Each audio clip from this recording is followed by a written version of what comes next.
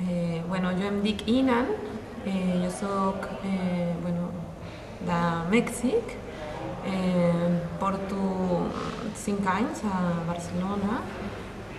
Vaig venir primer per estudiar al Conservatori del Liceu i després vaig començar a estudiar Treball Social.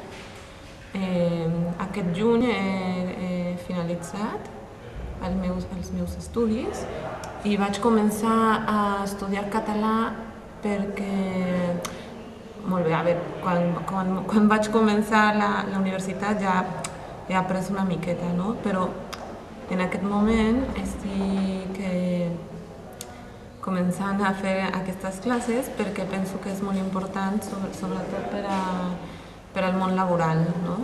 I sobretot per treball social, perquè es tracta amb les persones, no? Cara a cara, i és molt important, sobretot per això.